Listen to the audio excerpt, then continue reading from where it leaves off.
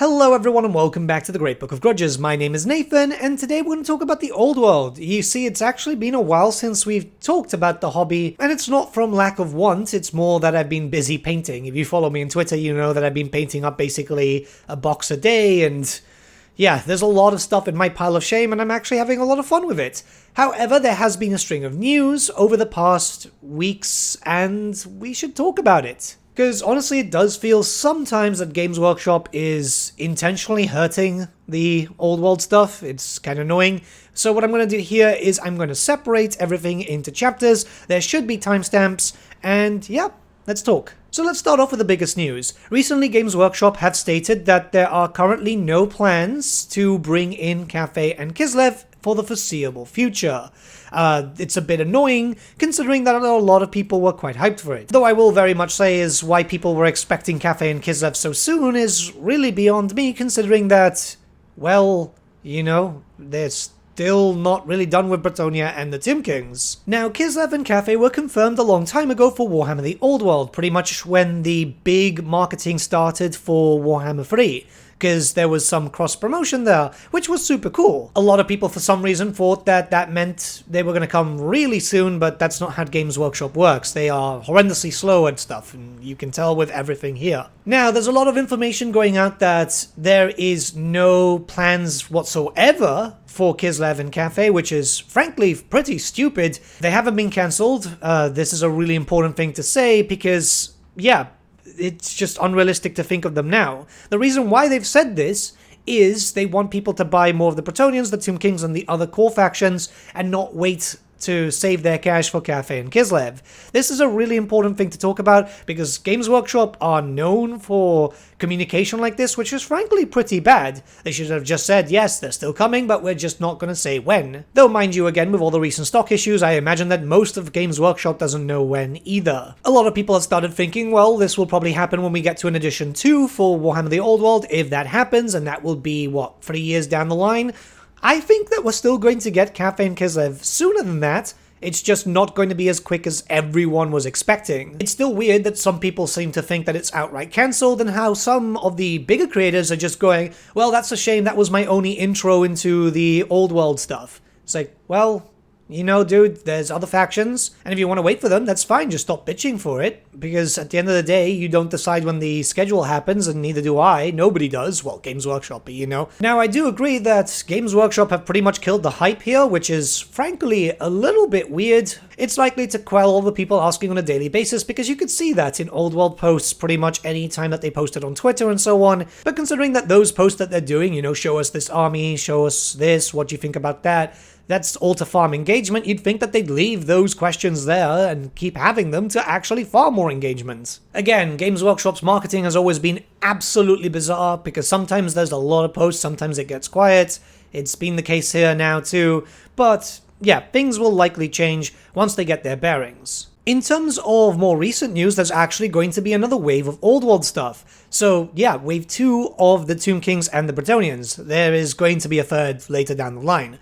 So, if we start off with the Tomb King stuff, you know, the Bone Dragon can now be purchased, well, this coming Saturday can now be purchased as a separate thing. You don't need to buy a starter kit, and that's going to be quite good because the Bone Dragon kit actually comes with 2 characters, so you can have one on foot and you can switch them around, or you can have 2. If you already have the start box, that means that you can just buy a second, though for that I'd just say buy a second start box. Nakath, the Emissary of Cetrus, finally getting a model. This is a character that actually had rules and didn't actually have a model. This was a common occurrence for a lot of Warhammer Fantasy stuff. We've got the returning Tomb King Skeletal Warriors. I know some people aren't keen on that because they're older casts, but to be honest, if they're going to be priced well, I wouldn't mind too much, especially as a box is coming as a box of 36.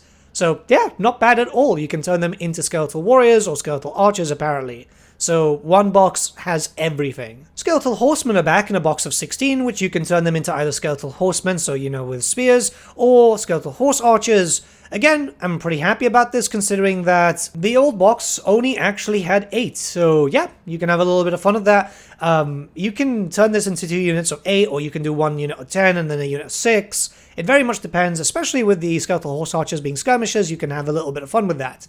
The Tomb King Chariots are staying the same in terms of box. They'll come with command sprues, which is actually quite nice, but yeah, they're only a box of 3.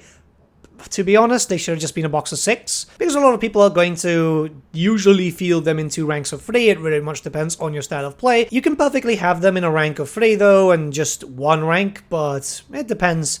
We get a bunch of returning models coming back in metal form, by the way, so you have to keep in mind of that. Tomb King on a Chariot, which is one that I need to pick up. It's the one that I've always been missing. Necrotect with the whip and so on, which is kind of cool. And Prince Apophis, which is a named character in the Arcane Journal. I'm quite happy about that. I've got it in Finecast, so I'm not going to rebuy that one, but I definitely need a new Necrotect, as my Finecast one has taken a lot of damage over the years. There's a bunch of resin remasters also coming back, which is the Tomb King Scorpion and the Screaming Skull Catapult, which is pretty cool. You know, it's artillery piece. People are going to want that. And also, lastly, it's the Carrion. But the Carrion are now coming in groups of 3, which should be quite good if they're similar price to the Tomb King Swarms, which I believe was free for £36. These are also going to be in resin. There is a brand new Carrion there, which was redesigned, well, designed to make it look like it fits with the original troop. Overall, quite happy. I need more of them anyway. I've only got 1 for some reason. I thought I had 2. So, yeah. And Carrions are actually fairly decent rules. Overall, the Tomb Kings are getting quite a few things back. Not a lot is actually missing from them. I actually think most of the stuff is done. But the Bretonnians are up next. Okay, so now we're looking towards Bretonia, and we actually do have a few things coming in with something technically new. So, the Lord with the Great Weapon and his little, Derpy Squire, well, Helmbearer, is going to finally be released. This is something that was going to be released 13 years ago and just never came out. Knights of the Realm are coming in, and this is a box of 12, which is actually fairly decent. This means that you can make 2 groups of 6 if you so wish, and you can turn them into Knights of the Realm or Knights Errant. Units of 6 have actually been fairly decent. I'm actually quite keen on them, so it very much depends on your style. If you want to make something really disgusting, a unit of 9 of them with 1 character, and you can really do a lot of damage. Questing Knights are returning, which, the way that the picture's laid out, I imagine is going to be the same form as the Grail Knights, so you can either buy 3 Questing Knights, or you can buy the Command by itself. Not really keen on that, it should just be a group of 6, but they're trying to milk for as much as they can milk. It's a shame though, because metal isn't really that difficult to purchase, you know? The same thing can be said about the Squires, which are coming back in metal form, so it looks like it's going to be a unit of 6 standard Squires and a unit of 3 Command.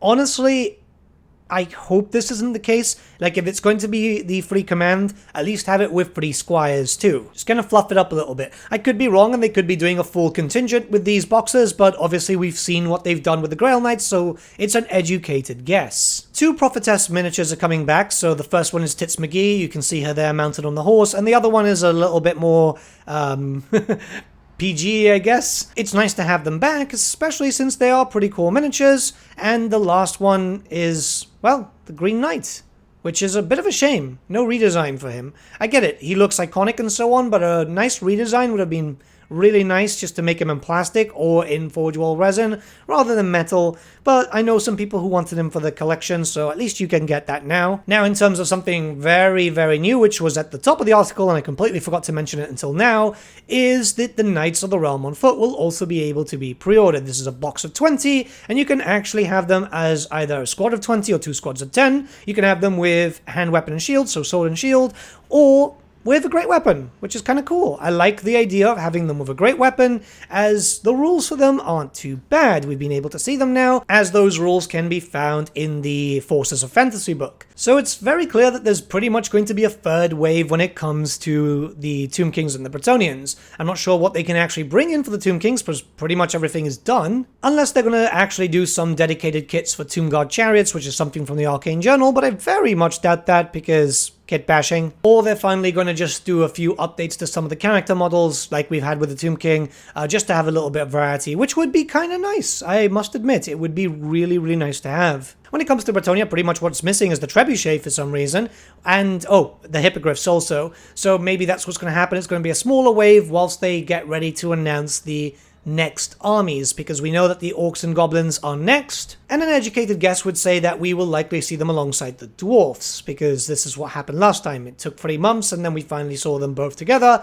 but there's also been a leak of dwarf dice a long time ago actually, so yeah.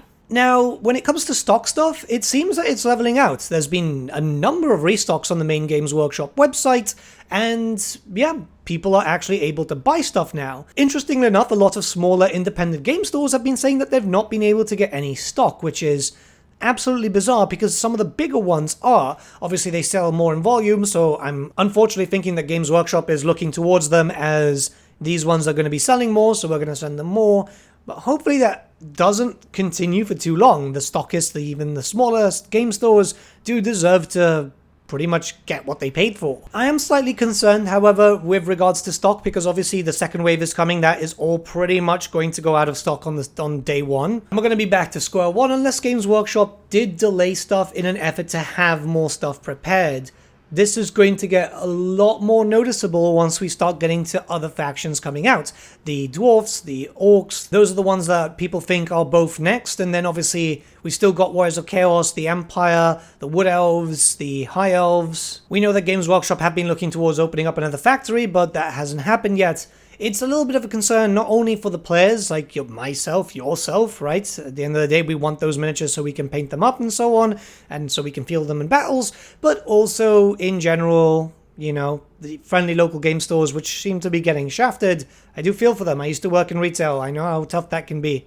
Now, before the video ends, we're going to talk about one more thing. It's been a little bit over a month since the Old World was finally released, and it does seem like it was met with resounding hype and success, too. Hell, I'm still not able to buy the new Battle Standard Bearer kit for the Bretonnians, you know, the foot one and the mounted version, which really does suck, because I really want a mounted one, just to kind of replace the old one, which is a little bit top-heavy, and I want the foot one eventually when I get my hands on some foot knights. I would love to be able to do an army based around that. I'm hoping that Games Workshop has been taking note on how popular this has been, and yeah, look towards the future, because it's not only this stuff, but we'd like to see new models coming in, some replacing some very old casts, and obviously new factions. There seems to be quite a lot of hints for that in the rulebook, and you never know in the future for legacy stuff. Obviously, Games Workshop have stated recently that there are no plans whatsoever for legacy, but I wouldn't be surprised if we did actually see a update for them in the future, fixing up all the current issues, because let's be honest,